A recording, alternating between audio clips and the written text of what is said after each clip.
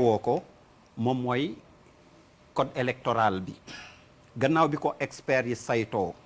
ne ñoom jàpp nañ ni amul benn jafe-jafe donte perfectible na mais en conclusion jàpp nañ ni baax na dañu gis ni opposition bi dafa lànk bañ yow naka nga mën a jàngatee loolu bu ñu xamee ni opposition bi ci ñi joxe woon terme de référence yi lañ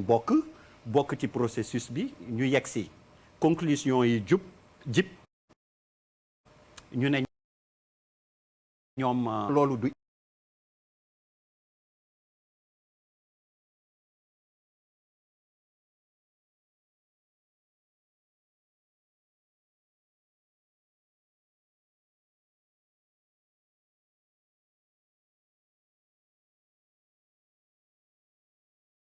indeeti gàll te Bambey dañu fa am dëj yu metti notamment benn inspecteur de l'enseignement Ibrahima Thiaw ak benn pharmacien docteur en pharmacie docteur Mara nekkoon Kaolack mais Bambey la dëkk mais aussi koo xam ne daf ma marqué di sama yaay di sama mag di sama lépp nga xam ne jour bi may am entrée en sixième moo ma ko annoncé moo jógee Dakar jël résultat yi ñëw annoncé ma ko sunu kër muy sama tante Sukay Fall moom tam moo gaañu yooyu yëpp diggante démb ak tey la moo tax ñu koy jaale di jaale waa kër Serigne Babacar Sy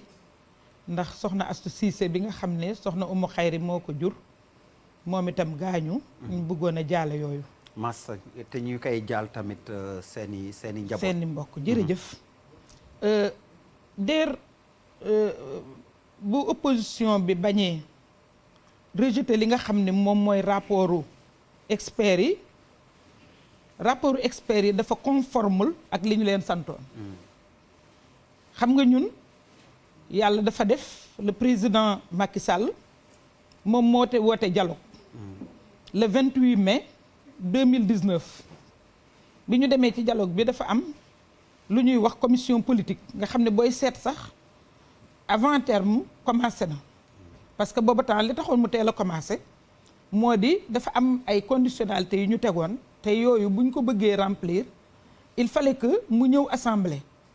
te donc dañ ko waroon a teel a waxtaane pour mu ñëw assemblée lu mel ni parrainage bi ñu waroon a dindi ak yooyu ba pare convoquer le collège électoral il fallait que ñu ñëw assemblée loolu moo tax moom teel na commencé ci biir loolu nag ñuy waxtaan ba gis ay rëq-rëq ci kaw rëq-rëq yi ak li nga xam ne ñun ñaxtu nañ ko te ñaxtu bi tëbuñu tëb rek def ko ci suñu bakkan dañ koo ñaxtu ci kaw li ñu gis mu am ñaari pàcc am audit fichier électoral am li nga xam ni mooy évaluation processus électoral bi loolu bi nga xamee ni wax nañ ko wax ci lu bëri problème mu carte yi nga xam ni xale électeurs yu ndaw yi amuñu seen carte dañoo yaakaar ni xëy na nguur gi jàpp nañ ni duñ leen voteel moo tax ñu téye seen carte problème mu carte yi nga xam ne amul identification ñu bind ci no vote yooyu yëpp nekk sunu ay gàncax problème mu fichier bi xam nga wax nañ fi ni 3 fichiers moo fi am te dinaa ci ñëw ci kanam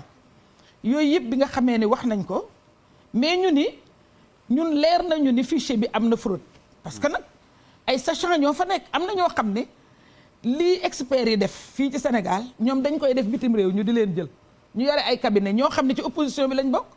am nañ ay auditeurs professionnels yoo xam ne ci opposition bi lañ bokk man kenn ci samay plénipotentiaire auditeur international donc ñooñu booy bëgg a auditer li nga xam ne moom lañ leen tegal de façon consensuelle mooy terme de référence loolu kay deer yow mii doo auditeur mais xam ngeen ni booy auditer da ngay départ ci ay terme de référence terme de référence yooyu ñun dañ ko élaborer de façon consensuelle muy opposition muy non aligné muy société civile muy majorité ñu def suñu terme de référence de façon consensuelle kenn ku nekk li nga am ci terme de référence ak recommandation yi nga dugal ko ci opposition bi am nañ 30 recommandations ci biir terme de référence ñu déposé ko le 20 février biñ ko déposé ñun dañu xamul experts yi finalement kan la ñu liggéeyal ak kan moo leen yónni ak kan ci service su kan lañ nekkoon parce que def nañ lu nekk ba mu des tenir compte ci terme de référence loo xam ne sax daanaka boo ko seetloo jalgati la parce que même ñi ñu doon postuler ndool sur la base de ces termes de référence la ñu postuler ndool ba tax ñoom ñu éliminer leen jël cabinet ERA bi nga xam ni ñoom ñoo ñu indil experts yooyu. donc loolu bu ma la ci joxee benn rek muy audit sur pièce sur place dañ leen ni woon dañu tànn ay communes ni leen nañ ca dem bu ñu demee dinañu seet par rapport ak population wu commune boobu lan lañ fa inscrire ñu comparer leen. bi ñu ñoom dem nañ ba dellu si defuñu loolu bi ñu demee ci commune yooyu waxuñu ak les acteurs c'est-à-dire le comité électoral ci préfet yi la ñu dem ak sous-préfet yi. or ñun xam nañ ni préfet yi ak sous-préfet yi dañ leen ne tu t'engages ou tu dégages dafa am ko ñu nekkal donc loolu su fekkoon ni bëgg nañu nekk à équidistance des différentes parties je pense que dañu waroon dem ci comité électoral bi dem ci acteurs yi ñu wax leen li nga xam ne mooy ci nekk parce que nous notre conviction moo di suñu demee à la base ba évaluer données yi dinañ gis fi fraude bi nekk teewul ba ñu ñëwee ñun d'accord nañu pour toogaat ak ñoom bañ leen laajee dañ ni dem nañ ANSD mais ñooñu nanguwuñ leen a jox benn information ça veut dire que état bi aussi coopéré wul pour permettre aux auditeurs aux experts pour ñu am à la disposition bi ñu ñëwee ci parrainage bi ñu ni leen parrainage bi am na ay problèmes ñoom dañ bind rek ci rapport bi wuy parrainage bi soulevé na beaucoup de problèmes ah waaw léegi yéen seet ngeen fichier bi nga xam ne ci lañ basé wu pour éliminer ay candidats ñu daal ni non parce que conseil constitutionnel biñ ko saisiré tontuwuñu donc mu mel ni ñoom am nañ ay limites ci seen biir liggéey mais ñun itam gis nañ ni ñun li nga xam ne waxoon nañ leen ko sur la base des termes de référence ñoom jaaruñu foofu. léegi lan mooy nekk issue bi. issue bi ñun le disposition yi nga xam ne ci la ñu nekkoon. nous sommes dans les dispositions de continuer ce dialogue. ci la ñu nekk ba léegi. am na ay couac ñoom constaté nañ ko seen bopp gis nañ ni diggante février 2019 ak février 2021 am na 400 000 et quelques inscrits yoo xam ni ubbiwuñu woon liste yi ñu ngi fi yéen a ngi fi. ñoom fu ñu jaar ba bindu. xamuñu ko mu nekk genre fraude yu mel noonu am na fraude yoo xam ni à partir d'extrait de naissance la am nañu ñoom logiciel boo xam ni am na ay inscrits yoo xam ni gisuñu seen empreinte ñu bind présence manquée c'est-à-dire demandeur absent mooy ñu inscrire te ñëwuñu taxaw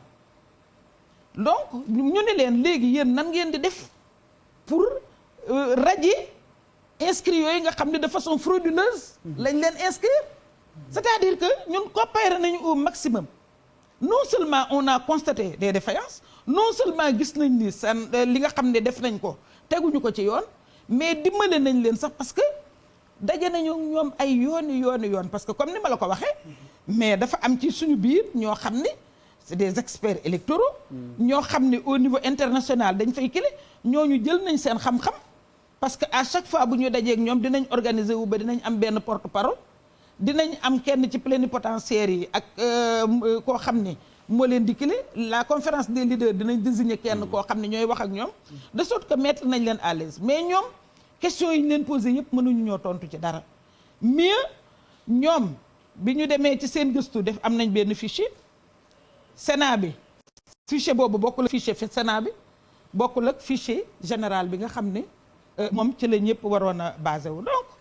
pour wan la ni la. est-ce que dafay am conséquence kon benn énième report des élections. justement foofu la sa question Pape Djibril amee solo dala ne fu ñu jëm. ñëpp a ngi doon wax ci datu élection.